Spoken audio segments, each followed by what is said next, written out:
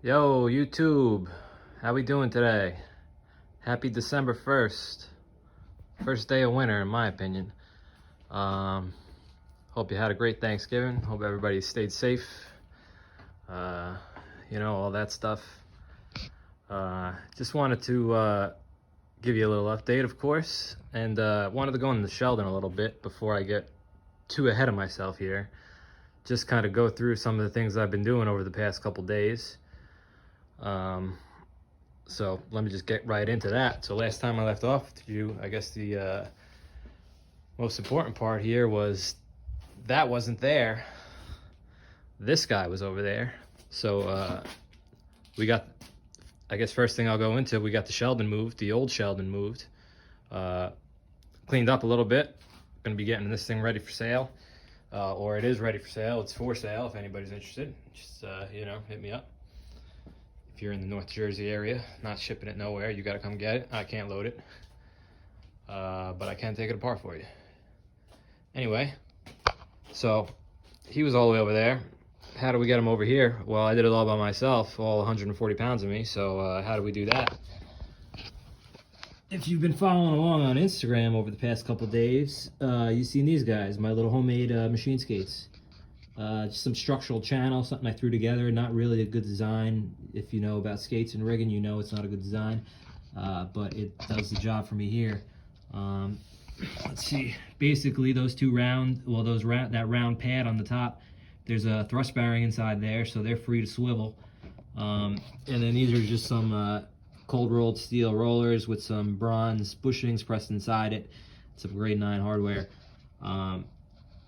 So they do the job. As you can see, you're really only rolling on the inner part of that circumference of that roller, wherever you want to call that geometrically. You can see the wear over here.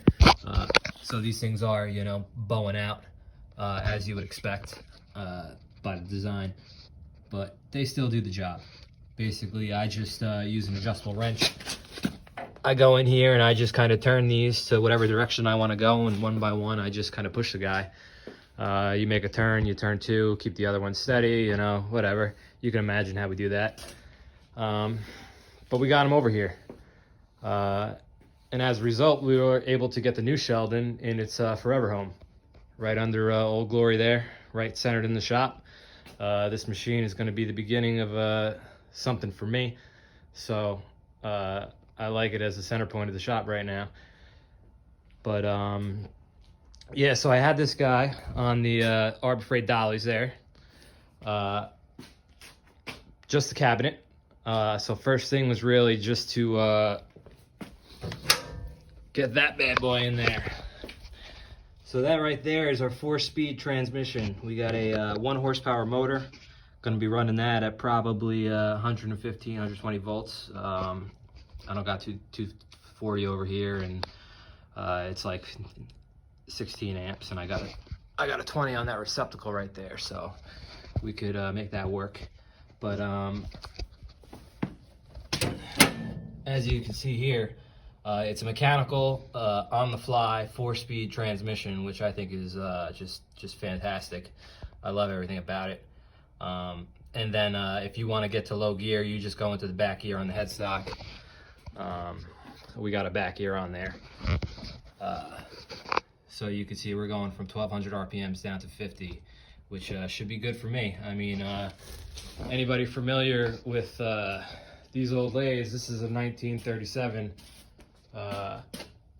plain cast iron bearing, so you can imagine you ain't going nowhere with that thing. I had a hard time when I was first starting out with this machine getting it to even just use carbide insert tools, just because of how slow it was. I was just grinding high-speed steel and doing pretty well with that. But so having the speeds here from that mechanical transmission is going to be really nice. I'm really looking forward to that. Going back over to the old Sheldon, this was my power transmission with my 3 belts, of course. So I did have a little bit of torque and speed, well, mostly torque in there, and of course the back gear. this thing, it runs like a locomotive in the back here. I mean, it's nicking and knocking, but man, you can take 200 on a cut. I don't know if I went that high, but you know, at least 1/8 of an inch depth of cut on that thing. Like a locomotive, trust me. But yeah, so with that VFD over there, you know, you're not getting that much torque and you don't really have much reduction. But as you can see over here, right off the bat, you're going to some monsters on that side, and then you got a little bit more on the top end. I cannot wait to see this thing in operation, to be able to shift these things. Probably should have put new belts on it, but I'm just trying to get this thing going. And I didn't think it would be too terrible to replace the, you know, at least these two and those two. Even the main drive belts, which don't look too terrible, they're a little dirty, they got a little bit of grease on them, but at least to get the machine running and to do my alignments and things and get it all where I want to be. You know, just pulling out that center shaft wouldn't, I don't think would be too see, it looks like you have a cutaway there and no hole on that side, but you do have a cutaway, so perhaps that's enough to, looks like it's enough to back the shaft out enough just to get at least this corner out, just to get a belt in there. But let me digress here. Yeah, very excited about that. Gonna be a lot of fun. I mean, just, I had the handles on here and I was just playing around with it, and man, it's, you know, anything like that that makes you really feel like a machinist, like you're really running a piece of machinery. I love it. So yeah, that was really the first challenge, was getting that drive back in the machine. Not through the door, of course, but through this access panel in the back. Had to do like you know, bring the motor in, or how did I do it? Yeah, brought the motor in, swung the other thing up, and you know, the bed wasn't on here. None of this was on there, so I had the hole in the middle. Came down with my my shop hoist. Used that, you know, a couple different setups. Took me a little while to figure out what to grab on here. Ideally, I wanted to grab on that little nubbin on the back where the main shaft that this whole thing kind of pivots on goes through, but of course couldn't use a belt through there because I was trying to get that pin through there. You know, of course this thing wants to swing all over the place, but we were able to get it. But once that was done, that was a relief, man. That took a lot of energy getting that thing in there. Probably about 200, maybe 250 pounds, something like that. Maybe less, I don't know. That's what it feels like to me. But I ain't really a big guy. But so we got that thing in there. That was the first step. So second step was really getting the bed kind of married to this base. So prepping the top of the chip pan. You can see where I scraped all the paint away. Had to scrape away the old gasket. See, I got it right over here for you. You know, just pretty much toast. You know, part of it was stuck on there, part of it was broke, all dried out.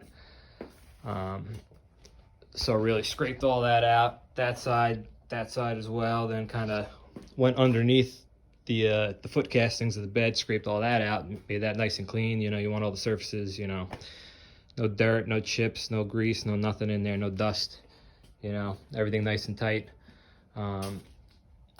So had to make some new gaskets. Of course, my buddy Frank, you know, came through. He had a roll of this stuff, a couple rolls of this stuff that he's been holding on to for years and years now. No use for it. So I grabbed it from him, you know, came through, hung out for a little while. I went over to his place, hung out for a little while. Was kind enough to give me some gasket material. But cut out some squares, poked the holes for the bolts, then lowered, you know, kind of had the bolts going through, brought the gasket material up to it. You know, the bolts would kind of hold it up to the bottom of the bed feet. And then, you know, brought them down on, tightened everything up, you know, loosely, not super tight yet, and then just kind of went around with a razor knife and just kind of cut the extra off little by little. I think I threw that stuff away already, but let's see if you can see it here. Not so much now that we're tight. It's pretty compressed in there. Here we go, a little spot. If you can see right here, see some of that gasket material, but I did a decent enough job, you know, kind of doing it in one shot. Not really doing a hack job on it, but, you know, once that was all good to go, cranked her down, at least for now. Nice feature on this machine that I haven't seen yet on my other machine or anything else that I've worked on in my garage. The bed feeder 2 pieces here, where the bottom sub piece is always mounted to the base, and you have this top part, which is fixed with a socket head cap screw, and you also have a set screw here. 2 on the corners here, and on inside there you got another set where I think you have 2 set screws and 1 socket cap. So one over there, mirror it on that side. Neat feature for taking out, what I believe at least, for taking out any twist in the bed. Whereas on a machine like my old lathe, let's go over here, talk about that. As you can see, we had a foot broken off at some point, and it's, you know, however, 80 something years of existence, and as a result the weld job wasn't the best. So in order to get this machine to cut anywhere decent, the thing is super worn out. Forget I said that if you're looking to buy it. But a lot of shims in there to get this thing running true. Don't let the scraping fool you, it is not rebuilt. That was just to get all the scoring and garbage out of this thing. Truthfully, the carriage at one point ran aground into the tailstock ways. It was so worn out. But it worked, man. I got you know, I made some parts for a while on this machine, and it still makes parts. So getting the bed going, you know, I like that. I really like that feature on there. Lets me tighten everything down and worry about this later. Not right now. So bed married to the base, probably never coming off again, and as far as I'm concerned, I hope. Even when I eventually paint this machine, I will not be removing them. I'll give this machine probably a machine builder OEM paint job, not a restoration paint job. Meaning I'll just tape everything off and give this a paint job while it's mostly assembled, not disassembling and painting pieces piece by piece, as I would for, you know, machine like that where I really had to do that, where I had no choice but to do that. This guy was in much better condition, you know, obviously 20-30 years younger, and well taken care of by its previous owner, one owner. Feel like you're talking about a car, but, you know, if it had the you know, the lathe facts would look good on this bad boy. Anyway, so that kind of more or less brings us to where we're at now. Before I get into, you know, I did do a little bit of scraping on the bed. I'll talk about that, but how did I get this over here? You know, I said it was on dollies before, the Arbor Freight specials over there. But how the heck did I get this over here on the ground safe without destroying myself? Arbor Freight car jack, and an Arbor Freight bottle jack, and this little contraption right here. Disclaimer, don't try this at home, you know. Safety third, as I like to say. But little assembly I put together. 2 little toes, as I've been calling them, you know, basically toe jacks without the jack part of it. Welded out of some, you know, 1/2 inch angle, good strength, you know, in that direction. And the rest, some good, you know, good thick material and really quality welds from one of the welders I have at work, who's, you know, amazing at what he does. But what I did really, so all I had in the shop was, you know, this jack and a bottle jack. So, man down, we're good. See what you get with the nice format? You get all these good, you know, good blooper reel stuff, right? Getting back to it. Yeah, 2 guys, 2 toes, regular jack, bottle jack, you know. Got them underneath the machine with had the tie bar, put them together, you know, because as you wanted to, you know, push up on this thing, these things wanted to, you know, spread apart or go wherever, you know, so they definitely would have got out. But basically, you can see how the cabinet is on this machine. You got that little bit of lip in there, where that's where I kind of grabbed on, and that's where I kind of went in. So I had it on 2 dollies. Picked one side up, took the dolly out, put a 4x4 under there. Went over to the other side, picked that side up, took the dolly out, brought it down to the ground. Back to the other side, picked it up, took the 4x4 out, down to the ground. Worked out well. I was very happy with that. You know, being limited with just me out here, you know, you got to try and do things safe, and moving a 1,000-pound machine around for however heavy it is in whatever state ain't an easy thing to do, especially in certain predicaments. But yeah, so really happy that worked out, and it came pretty quick, you know, so happy about that too. Thought about it, you know, bunch of scrap metal, and it was slated for the dumpster already, so, you know, cost nothing, easy, you know, took Lalo, you know, 10 minutes to do. So that's how we got it down. A little bit of leveling. The shop is a mess. I still got the level out here, which should be away, but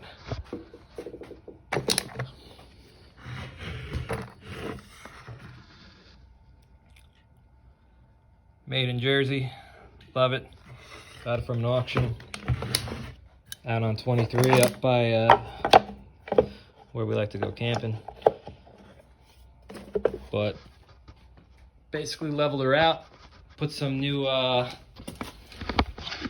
jack screws in there. Nice, got a 4 per side of machine. It was very easy despite my terribly out of whack concrete floor here. Very easy to get it roughly leveled, you know. Cross this way, cross that way, go through the middle, go this way, you know, make sure you level that way, back and forth, get it pretty close. Doesn't have to be exact at this point or perfect at this point, because things are going to move as I start loading this machine up with more and more weight. For now, I just wanted to get it level so I wasn't rocking around, and for the next step in the process, which was giving her a good skinning with the old hand scraper. So in this particular case, where I got a machine that is worn, you know, maybe 1,000th or 2 the most, all around, which is nothing. That machine is fine. I am gonna work on. I'm gonna try and make some money on that machine, rather than, you know, the countless and countless hours that would go into making that machine perfect. Getting a straight edge, scraping that straight edge, then scraping everything, checking everything, re-going, you know, through all the 6 bedway surfaces, going through the carriage, redoing that, because you can't just scrape a bed. You got to go through the carriage, and then you go through the carriage, you got to lower the apron or lower the screw or do something there, rebuild the carriage, bring it back up if you want to add some, you know, weight material in there. And then once you do that, you got to start playing whatever. You gotta go through everything, you know, if you want to do it right. So in these particular situations, I like to just do a cross cut. So scrape and pass going in this direction. Then we're going to do a scrape and pass going in this direction. I'm going to do a little bit of my jazz going in that direction, going in this direction. And then I'm going to do a little bit of light flaking. Now I know really shouldn't be flaking external surfaces like this. Flaking is really meant to be in unexposed areas where you don't have any possibility for chips or grit or anything to get inside those flakes. So generally, you know, flaking external surfaces, theoretically, if you have a flake mark that is 1,000th, 2,000ths deep, a chip that is smaller than that can sit inside that surface and find its way underneath your way wipers, lead to scoring. So if this was a brand new, fully ground machine, I would not be looking to do any flaking on it, because you would definitely be, you know, just cutting down its lifespan by doing that. But being as this is already worn, and I will be, although not right now, I will be rebuilding this machine one day because I doubt it'll be going anywhere. By the time I'll be looking to get a new lathe, I should be looking to get a new shop. But eventually one day I will rebuild this machine, probably by the time I have a planer, so I can replane the ways. But you know, that's all wishful thinking. So for now, we're gonna give it a Chicago job. Pass in each direction, a little bit of jazz. Like I said before, light flaking on my all my scraping is pretty shallow, I gotta admit. I ain't gonna bullshit you. I'm a small guy, not really that strong, and scraping takes a lot out of me. Plus, let me just real quick show you my grinding setup or my sharpening setup. I'm still using diamond impregnated aluminum full speed lapping disc shop-made setup, which is not the best way to get a nice, you know, chatter-free scraping blade. So my scraping is generally a little bit more on the shallow end than on the deeper end. Not a big deal. In this situation, all I'm doing here is breaking up any little bit of scoring that might have been there. In my opinion, there's no better way to deburr a wave surface than to give it a, you know, cross cut. If I'm going to rebuild this machine again, if I'm going to scrape it rather than, you know, which depending on how bad it gets by the time I get to doing it, if I'm just going to scrape it, you know, you got to start with scraped surfaces anyway. So, you know, it is what it is. Looks good, and it's going to feel a lot better. It's going to get the oil where it's got to be. It ain't going to show up any, you know, imperfections and things as I do my do the dirty on her. You know, so that is that. Drop the headstock down on her. Before we do that, of course, you want to put those in there, the clamps that, you know, hold it to the bed. So that's the next step. Got it mostly clean. Didn't go crazy. Still a little bit of, you know, this guy used a lot of grease in places that I wouldn't have necessarily used grease. Part of the problem is that all this stuff in here is all grease lubricated. So you can imagine any kind of grease and dust being kicked around inside this cabinet is going to find its way going up into the headstock, following the belts, you know, being dispersed by the belts. So yeah, it was pretty bad in there, but pretty good now. But yeah, that is more or less what I've done so far to get this to where it's at. This stuff I kind of already went through. I got most of this. I got all this stuff basically a year ago.